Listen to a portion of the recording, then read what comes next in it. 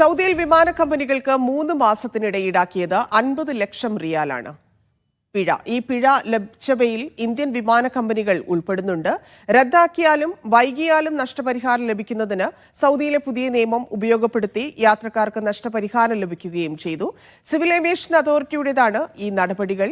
അഫ്തബ് റഹ്മാൻ ചേരുന്നുണ്ട്. അഫ്തബ്, ഈ നടപടിയുമായി ബന്ധപ്പെട്ടുള്ള വിശദാംശങ്ങൾ, ഇത് വിമാന കമ്പനികളെ സംബന്ധിച്ച് ഏതു തരത്തിലാകും തിരിച്ചടിയാവുക?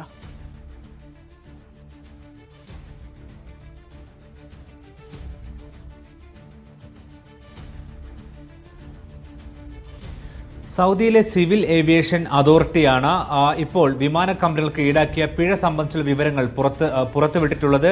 കഴിഞ്ഞ 3 മാസത്തിന് ഏതാണ്ട് 49.5 ലക്ഷത്തോളം റിയാലാണ് പിഴ ഇനത്തിൽ ഈടാക്കിയിട്ടുള്ളത്.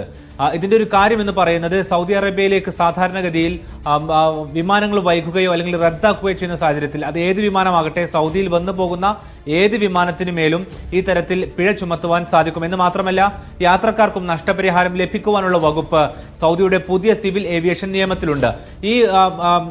ഈ ഭാഗം അല്ലെങ്കിൽ ഈ നിയമത്തിന്റെ ഈ വകുപ്പ് ഉപയോഗപ്പെടുത്തിക്കൊണ്ട് നിരവധി മലയാളികൾ തന്നെയും ഇതിനകം തന്നെ നഷ്ടപരിഹാരം ഈ തരത്തിൽ വാങ്ങിയിട്ടുണ്ട്.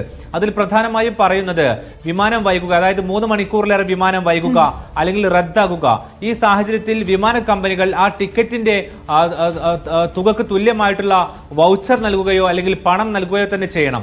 എന്ന് മാത്രവുമല്ല, മറ്റൊരു പ്രധാനപ്പെട്ട കാര്യം എന്ന് പറയുന്നത്, ഇങ്ങനെ നൽകിയാൽ പോലും അതിന്റെ ഇരട്ടിയോളം നഷ്ടപരിഹാരമായിട്ട് നൽകേണ്ടി വരും. ഒരു ഉദാഹരണത്തിന് 1000 റിയാലിനാണ് ഒരാൾ ടിക്കറ്റ് എടുത്തതെന്ന് കരുതുക.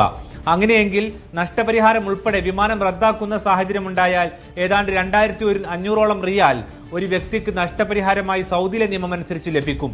ഈ തരത്തിൽ സൗദികളും വിദേശികളുമായ ആളുകൾ ഇതിനകം നഷ്ടപരിഹാരം വാങ്ങിയ തുക കൂടി ഉൾപ്പെടുത്തിയതാണ് ഈ 3 മാസത്തിനിടയിൽ ഈടാക്കിയ 50 ലക്ഷത്തോളം റിയാൽ എന്ന് പറയുന്നത്. പ്രത്യേകിച്ച് ഇന്ത്യയിൽ നിന്നുള്ള നിരവധി വിമാന കമ്പനികൾ ഈ സമാനമായ രീതിയിൽ തന്നെ യാത്രക്കാരെ ബുദ്ധിമുട്ടാകുന്ന തരത്തിൽ പല സമയങ്ങളിലും അവർക്ക് തോന്നിയ വിധത്തിൽ പലപ്പോഴും വിമാനം റദ്ദാക്കുകയോ അല്ലെങ്കിൽ വൈകിപ്പിക്കുകയോ ചെയ്യാറുണ്ട്.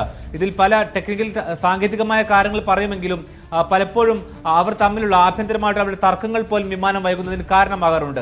ഇതിനെല്ലാം തന്നെ സൗദി അറേബ്യയിലെ പുതിയ നിയമം അനുസരിച്ച് നഷ്ടപരിഹാരമുണ്ട്. അത് ഉപയോഗപ്പെടുത്തിയതാണ് ഇത്രയധികം തുക പിഴയായിട്ട് വരുവാനുള്ള കാരണം.